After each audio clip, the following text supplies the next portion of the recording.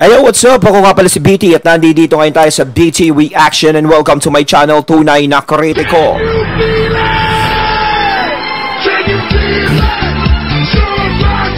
At meron po tayong panonooring video ngayon. Ito po ay nagmula kay Banat News Updates. Sa mga hindi pa po nakakabisita sa channel ni Banat News Updates, bisita na po kayo mga katunay, at kung hindi pa kayo nakakapag-subscribe, subscribe na din po kayo mga katunay kay Banat News Updates. At syempre, huwag nyo rin po sana kalimutan na mag-subscribe dito sa channel ko sa Tunay na Kritiko. Sa mga hindi pa nakakapag-subscribe, and click the notification bell para maging updated po kayo sa mga reaction videos na aking ilalabas. At huwag na natin pagtagalin at sabay-sabay na nating panoorin ang laman ng video na hatid sa atin ni Banat News Updates at bibigyan natin ng reaksyon.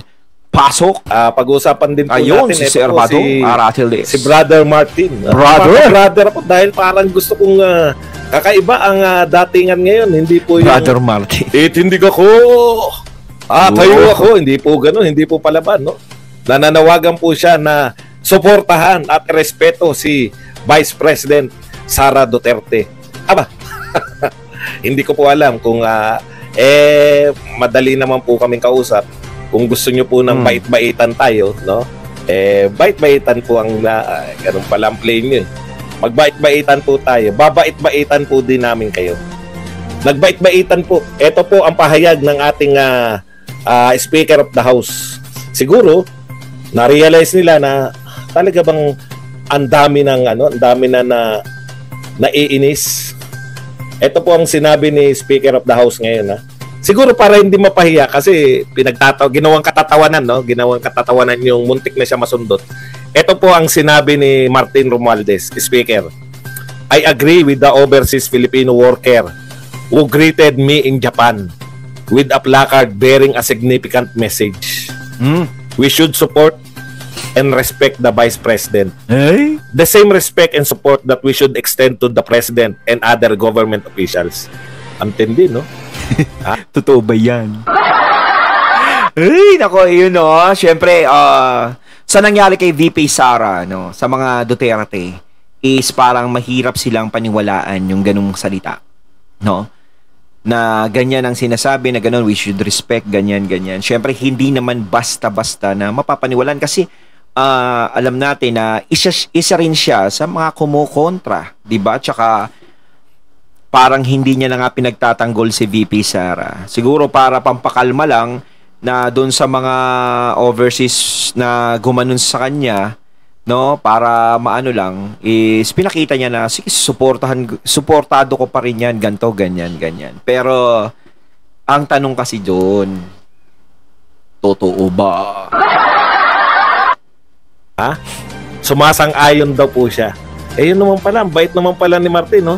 Sumasang-ayon po si Martin na dapat nating suportahan at irespeto ang ating Vice President. Alam po ninyo, sana ka ganun nangyayari, no? Diba? Masarap pong pakinggan. Mukhang taos naman po sa puso ni Speaker. Pero sana sa gawa din po. Yun, sa gawa. Ang hirap po kasi nagsasalita kayo na we should all support and respect the Vice President. Pero pagdating po sa aktual, ito po kasi, no, Mr. Speaker, no, mawalang galang na po. Ito po kasi ang mga ginawa ninyo. Sinasabi nyo, we should support VP Sara Duterte. Pero iba naman yung ginagawa nyo sa House of Representative. Una, tinanggalan ninyo ng confidential fund ng BP at ang DepEd. Nung panahon na sinisiraan, tingnan nyo yung timing, nung panahon na sinisiraan ni Franz Castro and company, no? Yung pagkakaroon ng confidential fund. Inaakusahan nila na maanumalya, pinalalabas nila na parang binubulsa yan. Yun yung dating sa mga tao na parang binubulsa yan ng mga Duterte yung mga confidential at intelligence fund. Imbis na kalmahin ninyo yung mga tao, ipagpatuloy nyo yung practice at patahimikin si Castro. Baliktad po. Inayunan nyo po si Castro. Tinanggalan ninyo ng confidential fund ng Vice President. Lumalabas tuloy sa inyong aksyon na inaayunan nyo na maanumalya talaga ang confidential fund at intelligence fund ng BP. No, kumpara naman sa mga ilalabas ngayong mga pondong bilyo. Kumpara naman sa hinihingi ni VP. No, sinasabi nilang ibubulsa. Paanong ibubulsa? Sinabi naman ni VP Sara kung saan niya dadalhin, kung saan niya gagamitin. Eh yung mga nagsasabi ba nun, no? Kayo, saan nyo gagamitin yung mga nakukuha nyo? Di ba? Si VP Sara, alam nyo na kung saan. Yun nga ang ayaw nyo, yung baka mamaya matupad ko saan niya gagamitin, di sira ang nyo, plano nyo. Nako, di ba? Kaya talagang harang na harang talaga siya. Ayaw nyong bigyan, ganito, hanggat nakikita nyo na malakas kami dito. 'Di ba? Kayang-kaya namin kontrolin. Pinapaboran kami. O so didikdikin namin to si BP Sara. O 'di ba? Para hindi makaporma. 'Yun ang akala nila kasi taong bayan talaga kakampi niyan eh. O, 'di ba? Mas malakas ang tao kaysa sa inyo. Ay, hindi niya alahin, 'di ba? O, sana nag-iisip din sila. 'Di ba? Sila ang lumalabas na masama. O paano sa susunod na eleksyon? O paano kayo? O ngayon, syempre, nanunungkulang kayo. Eh, paano pag tumakbo na naman kayo sa susunod? Manalo pa kaya kayo? O, diba? Dapat kasi kung magpapakita kayo ng gilas, dapat pinapakita nyo yung tama. No? Kasi, yung posisyon nyo is may hangganan. Diba? Kapag susunod na eleksyon, maaari na kayong mapalitan. Ngayon, kung maganda ang pinapakita nyo, is hindi kayo mapapalitan. Eh lalo na ang daming bumoto kay BP Sara, halos 32 million. Baka mamaya mga kalugar nyo, 'di ba? 'Di ba pag mga congressman, 'di ba? Yung mga may mga lugar-lugar sila, eh baka mamaya ang daming solid dun sa lugar nila na Duterte, maka Duterte di yari na sila dun. Binibigyan ko pa kayo ng tip, ha? Vice President at ng DepEd. O yan po sa action eh. Sumusuporta kayo sa salita pero ang action iba. Ano pa po? Nagpasa kayo ng resolusyon, pabor, o iniimbitahan ninyo ang pagpasok ng ICC dito. Samantalang alam ng madlang Pilipinas, alam ng mga Pilipino na yung wala namang gagawin ng ICC rito. Isa lang po ang may kaso sa ICC, si Pangulong Duterte at ang kanyang mga kapanalig. Sila lang po ang tanging may kaso. Sa makatuwid, no, ang pagpapapasok sa ICC ay pagpapapasok sa mga magpapakulong kay Pangulong Duterte. Sinasabi nung let us support.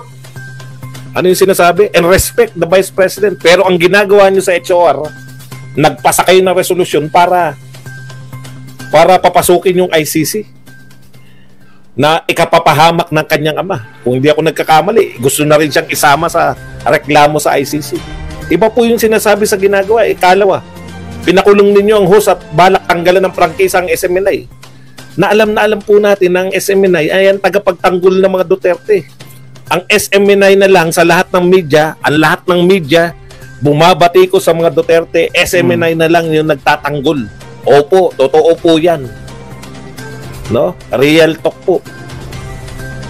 At dahil dyan, nakulong ang mga host ng SMNI, at ngayon pinag-uusapan nyo pa na pagtatanggal ng prangkisa. O ikaapat, ayaw ni VP Sara Duterte. Gusto niya ituloy yung NTFL cut para matapos yung insurgency. Gusto niyo naman na sinuportahan niyo naman yung pisto. Ito po yung mga ginagawa ng House of Representatives na kontra kasi lagi kay VP Sara, kaya mahirap paniwalaan yun na dinig nga natin kanina na suportado niya si VP Sara. Kasi kung suportado mo si VP Sara, is alam mo naman na tama yung pananaw ni VP Sara. Lalo-lalo na syempre magkakasama kayo sa unit team eh. 'Di ba? Alam mo naman na tama yung ginagawa niya eh. Bakit mo kokontrahin? Wala naman din ng mga taong bayan, wala naman nakikitang mali eh doon sa gustong mangyari ni VP Sara na para sa katahimikan ng bansa. 'Di ba? Yun nga ang gusto lang lahat ng mga tao eh. O kaso, 'di ba, hindi niyo siya pinaboran. Bagkos pinaboran niyo yung iba. Kayo po ang pinuno. Bagamat sinasabi ninyo na kayo ay pabor na doon sa ginawa ay yung placard nung taga-Japan na OFW, no? Na suportahan at respeto si VP Sara. Kabaliktaran po yung ginagawa ng HOR eh. Ang sinuportahan nyo yung numero 1 kumakalaban kay VP Sara Duterte. Huwag nyo pong sabihin hindi nyo alam na si Franz Castro. Na si Franz Castro ang numero 1 bumabatikos kay Sara Duterte. Sino po ang sinuportahan ninyo? At syempre pa po, di ba? Eto po, ramdam na ramdam din namin to.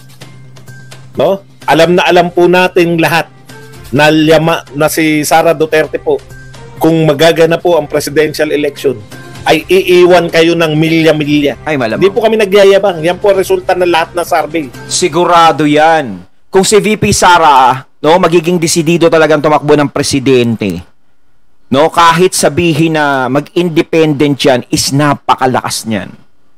No? Kasi nga ito 32 million, ang daming bumoto sa kanyang vice. 'Di ba? Eh lalo pa kaya pag tumakbong presidente yan, lalo na tong mga issue na nangyayari, yung mga panggigipit sa kanila. Syempre sila yung lumalabas na inaapi talaga rito eh. No, talaga namang kaapi-api yung ginagawa sa kanila, pinagtutulungan sila eh. Hindi sila nag-aapi-apihan, talagang ginaganon talaga sila. No, kasi pinapakita naman nila yung totoo sa mga tao, no, ng mga Duterte, kung paano sila. Hindi ko sila pinapanigan ng ganto-ganto kasi nakikita ko sa kanila, yung napapag-aralan ko, na baka sabihin nila bakit yung Kongreso lagi mong hindi po. No? Kasi dito, kung sinong may katwiran, nakikitaan natin, hindi naman kasi bulag tayo, hindi naman bulag ang taong bayan eh. Para sabihin natin na si VP Sara ganto, may masamang ginagawa, ganyan. 'Di ba? Wala naman siyang gustong mangyari na masama. Gusto niya nga magkaisa eh. Tsaka gusto niya nga magtrabaho, wag pag-usapan ng politika eh. Lumabas lang naman talaga to nung naririnig natin at nakikita si VP Sara nagiging number 1 sa mga survey. Lalong uminit din, di ba? Bukod doon sa mga ibang issue. Oh.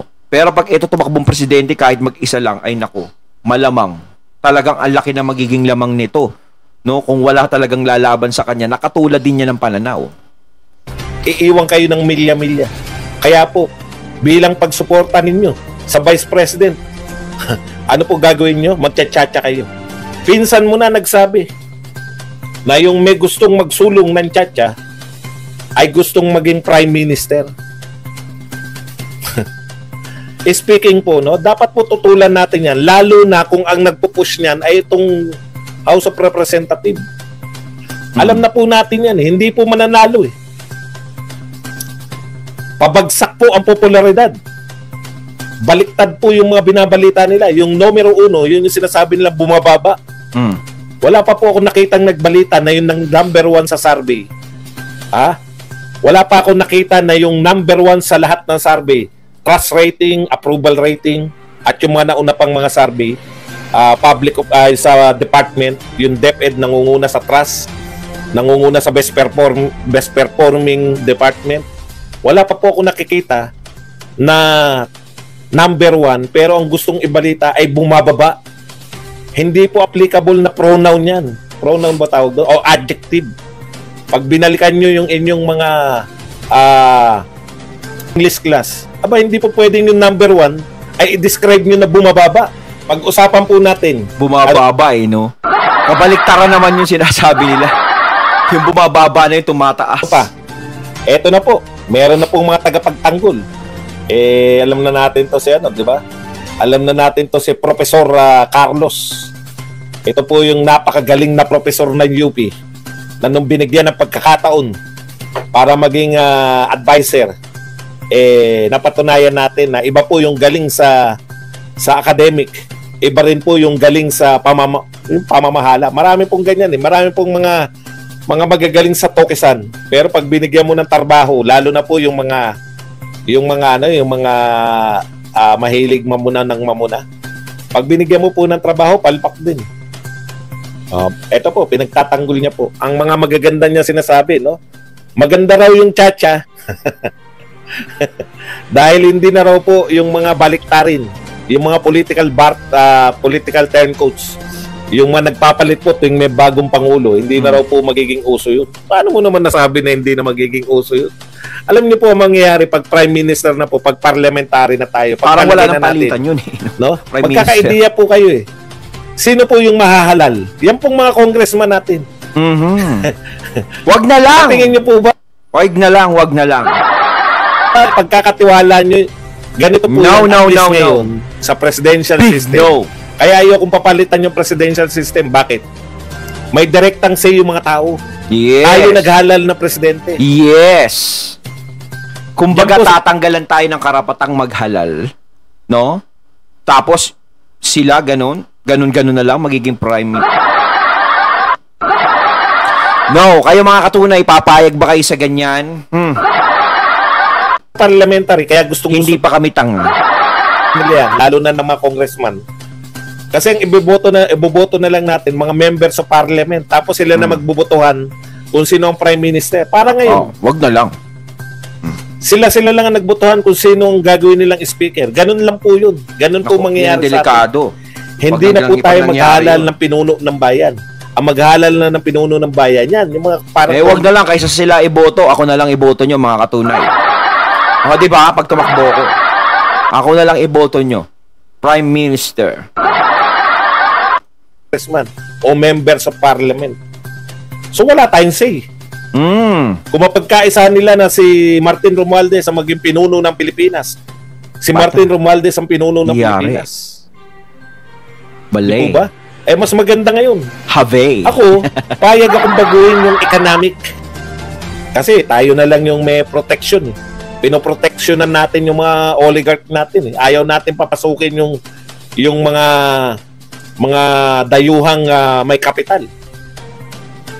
No? Pero yung i-open yung constitution para sa lahat, naku po, sila na lang. sila na lang magdalal ng ating prime minister. Manunod na lang tayo. Sino na prime minister? Si Martin Romualdez. Wow. At least ngayon, boboto natin kung sino yung pinunong gusto natin. Oo, tama yon. Mas maganda pa rin yung system natin na yun tayo mismo ang magluluklok kung sino talaga ang karapat-dapat, hindi sila. Kasi mawawalan tayo ng boses pag ganyan. O kung sino-sino lang ilalagay nila dyan. Kung ilagay nila dyan, talagang walang kwenta talaga. Talagang papahirapan lang tayo. Ay nako, wag na, para tayong kumuha ng malaking bato na ipupukpok sa mga ulo natin, tayong mga Pilipino. Parang inuntog na natin ang inuntog yung sarili natin, Mario Joseph. Kasi nga hindi mananalo kay Sara Duterte. Ano po ba yung gagawa talaga bakit silang po paraan, ngayon pinag-uusapan ng chacha? Para saan po? Cha-cha-cha. Hindi naman umamin.